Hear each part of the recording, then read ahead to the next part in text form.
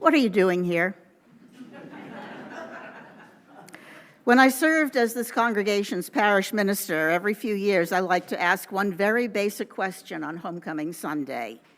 Why are you here? Because it's Sunday, and that's just what you do. Maybe you have children who are starting to ask embarrassing questions about God and heaven and why their friends go to Mass or synagogue, and you wanted some answers. Did you already know about Unitarian Universalism and you wanted to be part of a UU church? Or did you come because you didn't know anything about us and you were curious? It cannot be because you had nothing else to do. Life being what it is, there is no shortage of things you could be doing on a beautiful fall Sunday morning, especially for those of you who have spent the week working or chasing the kids around with their New Year's schedules of school and after-school activities. A morning sleeping in and reading the paper, for those who still receive such things, and enjoying a second cup of coffee made the way you like it, have a real attraction. We have outstanding musicians, but if you want beautiful, inspirational music, you don't have to come here to get it. Great ideas? There are books. There is the internet. God help us. So why are you here? Well, if you ask any 10 members of this congregation what they're here for, I would bet that at least 9 of them would say, I'm here for the other people. I'm here for the community. For the vast majority of folk in Unitarian Universalist churches, we come together in order to be together. In this sense, our shared theology is radically incarnational. Whether we are theists, humanists, atheists, pagans, agnostics, whether we're Jewish, Christian, Buddhist, Muslim, Hindu, some combination thereof, something else altogether, or simply confused, we do have a core belief in the value of community as the place where our faith makes itself real in human experiences. It is for us a source of comfort and of security, as well as of challenge and encouragement. It's a place where we expect to be accepted for who we are, as we are, and welcomed into circles of friendship and caring. So we come here to be part of a group of people who are striving, however imperfectly but deliberately, to create that beloved community in which all doors are open and all are welcome who wish to come in which one can both offer and receive true hospitality, which is about support, caring, acceptance, encouragement, which is about sorrow and joys, shared laughter and tears, shared explorations and discoveries, conversations and experiences, commitments and dreams and service and fun. Ultimately, it's about a practical living ethic of love, because I cannot get through my life alone, and neither can you. We gather to meet needs that are intensely personal and to offer the support of our presence to others whose needs may be quite different from our own. We who choose to be part of a church already know that we cannot be our best selves if we are always alone, and that religious faith, which is about acknowledging our relatedness to the rest of the universe and then figuring out what that ultimately means in our lives, is not something that can be practiced in isolation. It needs to be embodied in what Josiah Royce long ago described as the beloved community, a theme picked up by the Reverend Dr. Martin Luther King and by Unitarian Universalism in general. Within such a community, which is created and maintained intentionally, it rarely happens by happy accident. Within the beloved community, we are surrounded by others whom we can trust to rejoice with us when we are rejoicing, to mourn with us when we are mourning, to wait with us when life's uncertainties cloud our futures, to encourage and help us when all we need is the knowledge that there are other people, not just our closest friends and relations, who care about what happens to us. Our trust in the integrity and the power of the community is part of why we have a covenant rather than a creed. We affirm each week not that we all individually believe the same things, but that we each individually choose to be here, to walk together with one another as seekers after truth and goodness. We need each other in order to live our individual and our shared faith. We need each other to live. We cannot do it alone. And our community is here for a larger purpose. We're here to change the world. Not that it needs it or anything, but our intention is to make a real difference in other lives as well as in our own, and allowing others to make a difference in our lives, and to show the rest of the world that it is indeed possible for a diverse and often hyper-individualistic and occasionally self-centered and contentious and challengingly human bunch of people to hold one another's hearts gently in our hands, to respect one another, to work together to care for the world, to heal the world, to live in such a way as to change the world for the better. We can indeed promote practical goodness in the world. We do not live in isolation from the wider and even more diverse society in which we exist. And our church exists not as a private gated community, protected and unengaged. We are committed to that practical goodness promotion, which means risking our own comfort to go out and be involved. And I am very sure, with the world as it is today, we are going to have to be on the point of the battle for practical goodness even more intentionally than we already have been. And I think we do that best by maintaining what has been described as a mess sergeant ministry, maintaining a soup kitchen on the edge of the battlefield where we can gather, recoup our energies before going back out to re-engage the forces that demand our attention. While I'm not crazy about the martial imagery, I do believe that it is part of the church's task to provide a safe and familiar and trusted place for us to go when we need to rest, when we need to take in nourishment for our own spirits, so that we can then go back out into the ongoing struggle and not be destroyed by hopelessness, fear, or despair.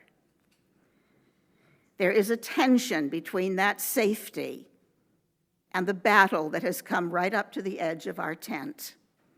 But I believe that we can handle it.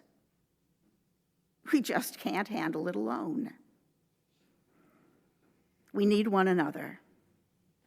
We need a shared community. We need a shared home. In his poem, The Death of the Hired Man, Robert Frost has one of his characters say sadly that home is the place where, when you have to go there, they have to let you in. I'd like to rephrase that and suggest instead that home is the place where, when you want to go there, they want to let you in. A church can be a challenging place, and not always in a good way. Any community can feel cold or closed or unwelcoming if you haven't been there for years already. And we want much more than that. We want to be the place where the stranger is simply the friend we have not yet met. We want to welcome with an open heart, assuming in our words and in our actions that if you want to be here, then we who've been here for a while want to welcome you, want to make you feel like you are part quickly of us. We want to be the beloved community, a place with the best qualities of a home, a warm welcome, an interested greeting, a truly friendly conversation, an opening of the doors of the heart, where all who come together in good faith, seeking the beloved community, will find that community eager to welcome them in. So we welcome all into our community. Our only expectation is that you find yourself in harmony with our covenant, because we do take those words from 1842 very seriously. If that covenant resonates with you, then I hope and I believe that you will find yourself at home here. And it is a privilege and a joy to say to you, welcome in, welcome home. 2 Sundays ago, many of you were able to meet and greet our new minister in a casual reception after the service. Today, we welcome the Reverend Alan Taylor more formally, explicitly naming the covenant of ministry, ours and his, that underlies and embraces and shapes the formal contract we have signed. Alan, welcome. As Minister Emerita, it is my privilege to welcome you into what I hope will soon feel to you like a good and true church home. Here may our ministry, yours, theirs, ours, deepen and thrive. Welcome, my colleague and my friend. Welcome in, welcome home, and yes, now it's your turn.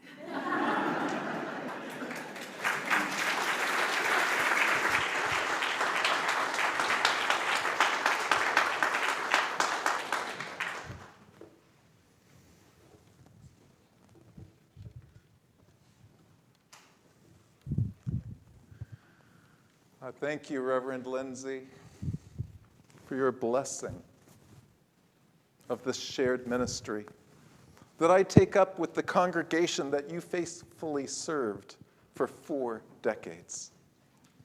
I've watched from Oak Park over the last 22 years the good work you've done, that you all have done during significant changes in this part of the world. But one thing hasn't changed. This congregation continues to vitally live into its covenant and embody its mission. It is a deep privilege for me to accept the responsibility of occupying this pulpit in a congregation that is, in your words, a happy, healthy, and vital church.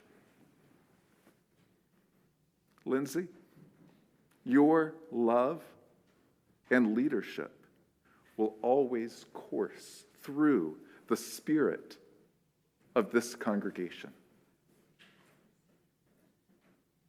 And your words today give me a glimpse of how extraordinary that love has been. And now I get to share with all of you. And all of you who are online and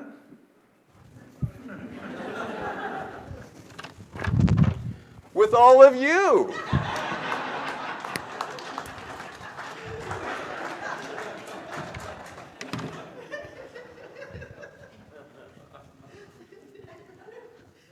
I don't know if you've noticed, there's a lot of people here.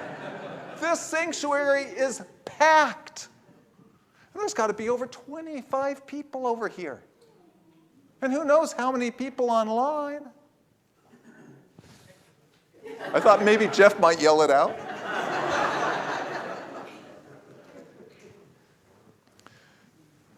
You know, there's so much. 35, all right. You know, there's so much I want to share with you in time. But first, I want to hear from you. I want to hear what you love, what motivates you, what you long for what you fear, what you struggle with. Ultimately, sermons are conversations. When I was ordained, my mentor, Reverend Rob Eller Isaacs, shared with me how the expectations of ministry have changed over the generations. He said, "Some of your people will expect you to be scholarly and well-read, which was the primary expectation of ministers 60 years ago. But when social needs caught our tradition's attention, ministers were expected to be social workers. And when social work seemed marginalized, ministers were expected to be community organizers. And when people started getting into their feelings, ministers were expected to be therapists. And when our people realized that therapy alone is too individualistic, ministers were expected to be facilitators. And now, more than anything, ministers are expected to be organizational development consultants."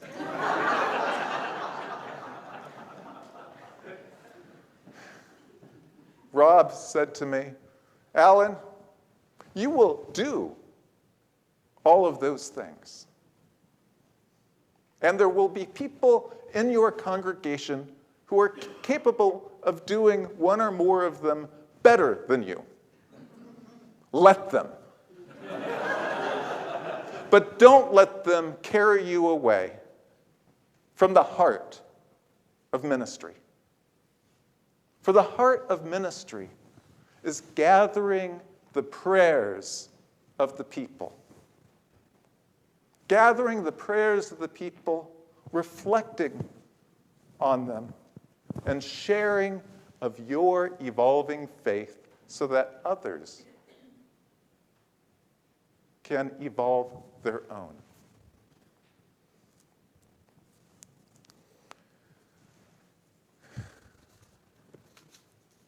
That's why I call sermons conversations.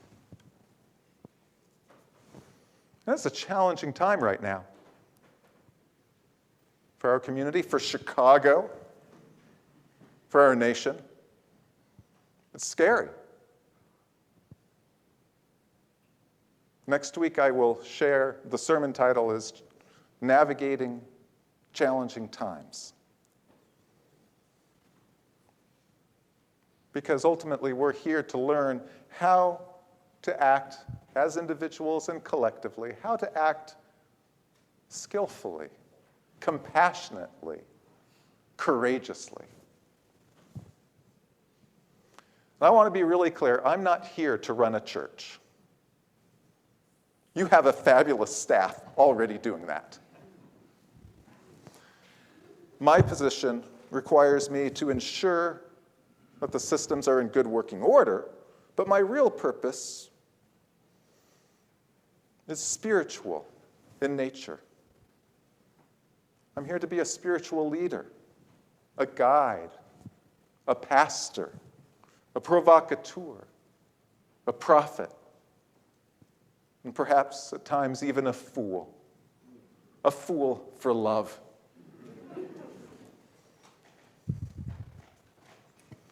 And maybe it's a little foolish of me to suggest right now that there's so many people in this building that this congregation needs to move to 2 services sooner than later. So I'll be in conversation with your staff, your council, and your board about this. I don't know how soon, how many months, but that's always a scary thing, especially when you want to know everyone and be with everyone and where everyone knows you. But guess what? There's lots of folks in this wider community that can benefit just as you have benefited. And why don't we together make it possible for more people to be blessed by this shared ministry?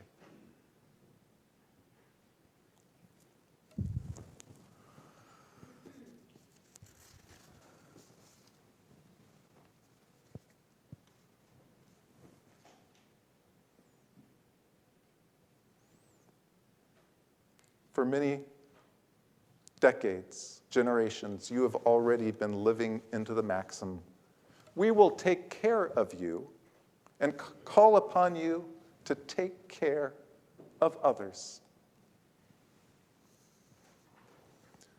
I'd like to close with talking about my favorite theologian, one of my favorites, a favorite theologian, Frederick Buechner. You may know his famous quote, "The place God calls you is to where your deep gladness and the world's deep hunger meet." But he has a novel. It won a Pulitzer Prize in 1980, entitled Godric. And in it, there's an apt description of the experience of coming home. A young man has arrived at a monastery and is speaking to the head priest. The priest explains that he has been expecting this young recruit to come to this holy place. The young man protests, "I heard no call, Father. I came here as a stranger. And by chance, I have come here as a stranger, and I have come here by chance." The priest asks, "Is it as a stranger and by chance that I have seen tears in your eyes?" When a person leaves home, he leaves a scrap of his heart. Is that not so? It is the same with the place you are going to, except you send a scrap of your heart ahead. Today, I have this deep sense that I am coming home. And whether you've been attending for decades or are brand new, or somewhere in the middle, I hope that you have this sense too. As your contract minister, I am open and I am willing. You might know that reference. But I am open and I am willing to be your permanent minister, given what I have encountered thus far. And I can't wait to participate in the unfolding of our shared ministry. Our shared ministry to lead with love. Visit us at uusg.org.